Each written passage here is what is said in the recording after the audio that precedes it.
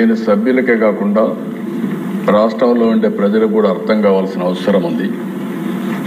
ఇది ఏ విధంగా పేదల జీవితాల్లో ఒక ప్రభావం చూపబోతుంది, అదే కాకుండా ఇండస్ట్రీకి ఏ విధంగా ఉపయోగపడుతుంది, నెక్స్ట్ జనరేషన్ రిఫార్మ్స్ అంటే ఏ విధంగా ఆర్థిక వ్యవస్థ ముందుకు పోతుందో అవన్నీ చెప్పడానికి నేను ప్రయత్నం చేస్తున్నాను. అధ్యక్ష, ఈరోజు నా సుదీర్ఘ రాజకీయ అనుభవంలో నేను మొట్టమొదటిసారిగా CST చూశాను. అప్పుడు కమర్షియల్ ట్యాక్సెస్ అన్నీ ఉండేటివి. ఆ తర్వాత 94లో నేను ఫైనాన్స్ మినిస్టర్ అయినప్పుడు ఫస్ట్ టైం కొత్తగా యూరోప్ అంతా కూడా కామన్ కరెన్సీ VAT ఒకటి వచ్చింది. దాన్ని అధ్యయనం చేయడానికి గవర్నమెంట్ ఆఫ్ ఇండియా ఒక కమిటీ వేసి గ్రూప్ ఆఫ్ చీఫ్ మినిస్టర్స్ని వివిధ దేశాలు యూరోప్ అంతా తిరిగి రమ్మని చెప్పి మమ్మల్ని పంపించారు. అప్పుడు స్టడీ చేశాం. అది వాల్యూ అడిషన్ ట్యాక్స్ వచ్చింది. ఒకప్పుడు ట్యాక్స్ ఏ విధంగా ఉండేదంటే ఒక్కోసారి వేరే రాష్ట్రాల నుంచి వస్తువులు కానీ మన ఇంపార్టెంట్ ప్లేస్కి వస్తే ఎంట్రీ ట్యాక్స్ కూడా వేసేవాళ్ళం. అది మొట్టమొదటిసారిగా ముంబైలో స్టార్ట్ అయ్యింది. అది స్టార్ట్ అయ్యి దాన్ని మేము స్టడీ చేసి మనం కూడా దాన్ని ఉపయోగించుకొని అడిషనల్గా వేసే పరిస్థితికి వచ్చాం. దగ్గర దగ్గర 17 రకాల ట్యాక్సులు, 13 రకాల సర్ఛార్జీలు, ఎప్పుడు వీలైతే అప్పుడు డబ్బులు లేకపోతే ఇంకో ట్యాక్స్ వేయడం, ఇది ఒక అలవాటుగా పెట్టుకొని ట్యాక్స్ అనేది ఒక కాంప్లికేట్ చేసి వదిలిపెట్టాం.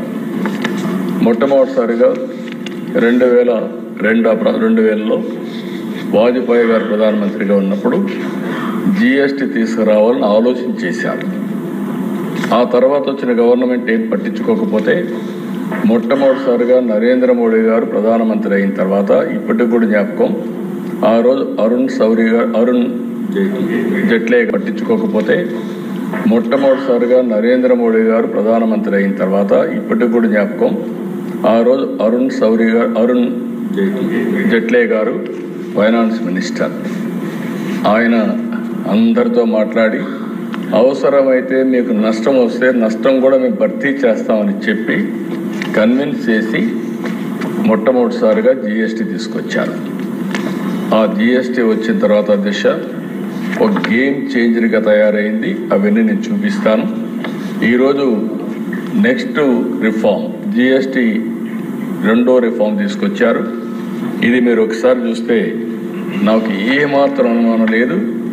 నేను ఎప్పుడు కూడా దేశ రిఫార్మ్ అంటే నేను ముందుంటాను.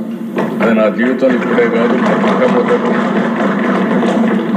ఒక ఆర్థిక సంస్కరణలన్నా, ట్యాక్స్ రిఫార్మ్స్ అన్నా, టెక్నాలజీ రిఫార్మ్స్ అన్నా నేను ముందుంటాను.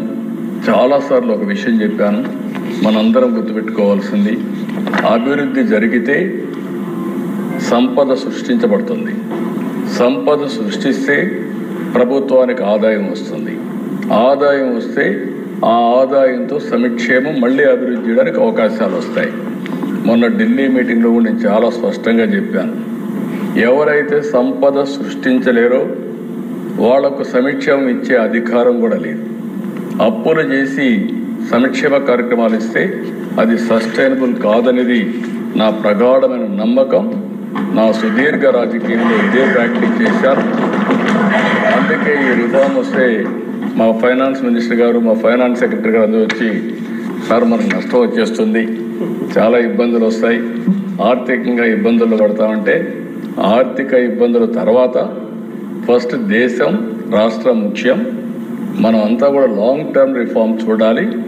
It will be A game changer, don't object, first మీరు వెళ్ళి సపోర్ట్ చేయమని చెప్పిన వ్యక్తి నేనని చెప్పి కూడా నేను తెలియజేస్తున్నా. ఆ పని చేశాను. అయితే దిశ దీంట్లో సైలెంట్ ఫీచర్స్ ఒకసారి చూస్తే మనం నెక్స్ట్ ఈరోజు వచ్చిందంతా కూడా, ఇంత మునుపంతా కూడా ఒక కాంప్లెక్స్ కానీ 4 టైర్ సిస్టమ్ ఉండేది. ఆ 4 టైర్ సిస్టంలో 5, 12, 18, 28. ఇందులో కూడా ఒకే ప్రోడక్ట్కి సంబంధించిన వేరియస్ బై ప్రోడక్ట్స్ వస్తే ట్యాక్సేషన్ మార్చేసేవాళ్ళు, వేరే స్లాబ్కి పోయేది. దానివల్ల ఎక్కడికక్కడ కాంప్లికేట్ చేసి లేనిపోని సమస్యలు ట్యాక్స్ పే చేయడం కానీ అధికారులు వీళ్ళని ఎరాస్ చేయడం కానీ ఇలాంటి కాంప్లికేషన్స్ అన్నీ ఉండేటివి. ఈరోజు చాలా సింపుల్గా 5 టైర్ స్ట్రక్చర్ని 2 స్లాబ్లు 5, 18. దీనివల్ల 140 కోట్ల మందికి నాకు ఏమాత్రం అనలేదు, ప్రతి ఒక్కరికి లాభం కలుగుతుందని మరొకసారి ఘంటాపదంగానే మీ అందరికీ చెప్పేస్తాను. నెక్స్ట్, ఈరోజు ఇక్కడ చూసినప్పుడు కేంద్రం దివాళీ బోనస్ కింద చెప్పారు, కానీ మనందరికీ పండుగలు